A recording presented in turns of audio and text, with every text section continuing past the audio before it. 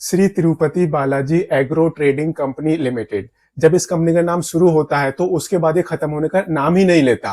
And इस company के नाम को देखकर आप इस कंपनी के बिजनेस को तो बिल्कुल भी गैस नहीं कर सकते। अब ये कंपनी अपना आईपीओ लेकर आ रही है, मेन लाइन कैटेगरी में अपना आईपीओ लेकर आ रही है।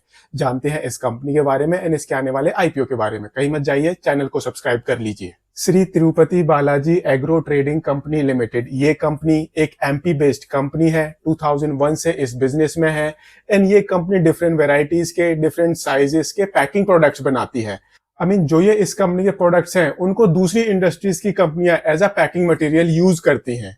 एंड जो ये पैकिंग इंडस्ट्री होती है, यहाँ पर एक कैटेगरी होती है FIBC। इसका मतलब होता है फ्लेक्सिबल इंटरमीडिएट बल्क कंटेनर। इस पर्टिकुलर कैटेगरी के अंदर वो प्रोडक्ट्स आते हैं जो बहुत बड़े बड़े प्रोडक्ट्स को पैक करने के लिए यूज होते हैं। एंड जो ये इस कंपनी के प्रोडक्ट्स हैं, इनको ये कंपनी इंडिया में बेचती है एंड इंडिया के बाहर भी एक्सपोर्ट करती है।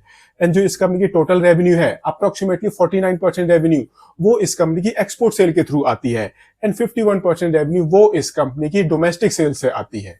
And more than 75%, approximately 76.76% revenue वो इस कंपनी की FIBC सेगमेंट से आती है। एंड जो ये इस कंपनी के प्रोडक्ट्स होते हैं वो डिफरेंट इंडस्ट्रीज में as a packing material use होते हैं, जैसे कि chemical industry, agrochemical industry, food, mining, waste disposable, agriculture, lubricant and edible oil industry.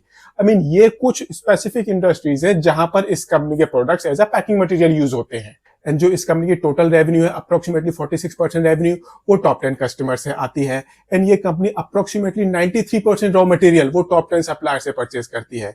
तो यहां पर हम बोलेंगे दैट जो इस कंपनी का सप्लायर कंसंट्रेशन है वो थोड़ा सा कंसर्निंग है। बिकॉज अगर इस कंपनी के सप्लायर्स ने मिलकर अपने प्रोडक्ट्स की प्राइसेस बढ़ा दी तो इस कंपनी की प्रॉफिटेबिलिटी में काफी बड़ा इंपैक्ट देखने को मिल सकता है। एंड अब ये कंपनी अपना आईपीओ लेकर आ रही है। आईपीओ पर्पस से इस कंपनी ने अपने आप को 677.04 करोड़ रुपीस की वैल्यूएशन दी है। अभी तक हमने इस कंपनी के बारे में जान लिया। अब देखते हैं इस कंपनी के फाइनेंशियल्स, दैट जो ये इस कंपनी के फाइनेंशियल्स हैं वो इस कंपनी के बारे में क्या बताते हैं। तो हम सबसे पहले इस कंपनी का टोटल एसेट बेस देखते हैं। यहाँ पर फाइनेंशियल है 22-23 में हमें कोई भी जंप देखने को नहीं मिला। 22 एंड 23 में जो इस कंपनी का टोटल एसेट बेस है एक किस्म से वो स्टैटिक है। मार्च 2022 में इस कंपनी का टोटल एसेट बेस था 392 करोड़ रुपीस के आसपास।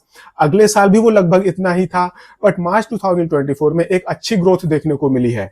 एंड मार्च 2024 में इस कंपनी का टोटल एसेट बेस ये 516 करोड़ रुपीस को क्रॉस कर गया है। एंड ऐसे ही अगर हम इस कंपनी की रेवेन्यू देखें तो मार्च 2022 में इस कंपनी की रेवेन्यू थी 454 करोड़ रुपीस की। अगले साल ये बढ़कर 478 करोड़ रुपीस तक पहुंच गई है।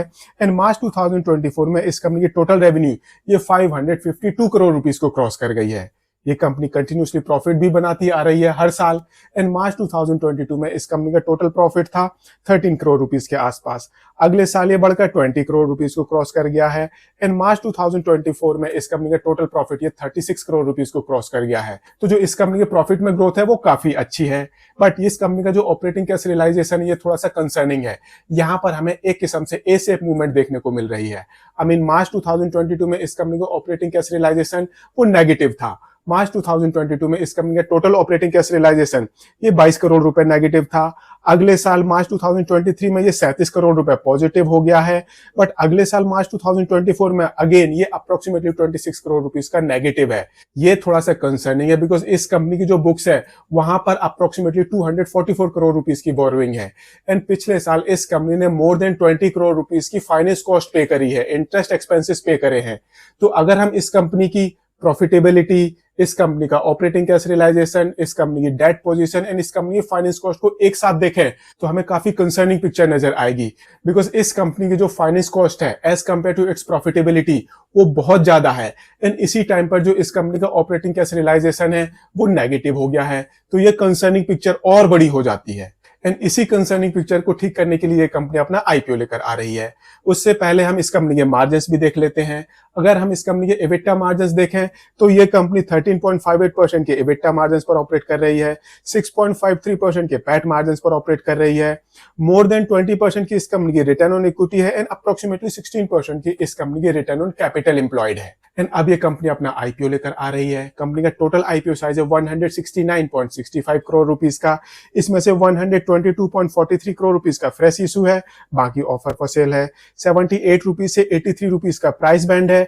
180 शेयर का लॉट साइज है। इस हिसाब से जो आपकी मिनिमम इन्वेस्टमेंट होगी ये होगी 14,940 रुपीस की। 5 सितंबर को आईपीओ ओपन होगा, 9 सितंबर को आईपीओ क्लोज हो जाएगा एंड 12 सितंबर को इस कंपनी की बोथ बीएसई एंड एनएसई में लिस्टिंग होगी। एंड इस आईपीओ के थ्रू जो भी पैसे इस कंपनी को मिलेंगे उन पैसों का यूज करके ये कंपनी अपनी सब्सिडी कंपनी की डेट रिड्यूस करेगी, अपने एंड सब्सिडी कंपनी की वर्किंग कैपिटल मैनेजमेंट में कुछ पैसे यूज करेगी एंड कुछ पैसे यूज होंगे जनरल कॉर्पोरेट पर्पसेस के लिए, आईपीओ से रिलेटेड एक्सपेंसेस के लिए। तो अब क्वेश्चन आता है, क्या आपको इस कंपनी के आईपीओ को सब्सक्राइब करना चाहिए या नहीं? तो मैं आपको बता दूं दैट जो करंट में आईपीओ का मैड रश चल रहा था, अब धीरे धीरे वो एक किस्म से फिजल आउट होता जा रहा है। तो अब थोड़ी सी कंसर्निंग पिक्चर हो सकती है कंपनीज के आईपीओ की सक्सेस रेट को लेकर। एंड ये कंपनी एक ऐसी कंपनी है जिसके ऊपर बहुत ज्यादा डेट है, प्रॉफिटेबिलिटी इतनी ज्यादा नहीं है एंड इस कंपनी की जो फाइनेंस कॉस्ट है वो बहुत कंसर्निंग है। तो देयर आर चांसेस दैट जो इस कंपनी का आईपीओ है उसको ज्यादा बेटर सब्सक्रिप्शन ना मिले एंड जब इसकी लिस्टिंग हो तो वहां पर भी एक कंसर्निंग पिक्चर दिखाई दे, because there are chances that ये कंपनी लिस्टिंग डे पर अपने आईपीओ सब्सक्राइबर्स को इतने अच्छे रिटर्न्स ना दे। मैं इस आईपीओ को सब्सक्राइब नहीं करने वाला। आप अपना डिसीजन सोच समझ कर लें एंड इन्वेस्टमेंट एडवाइजर से कंसल्ट करने के बाद लें। हाँ, अगर आपको यह वीडियो पसंद आया हो तो इसको लाइक शेयर जरूर करें एंड चैनल को सब्सक्राइब करें। Thank you.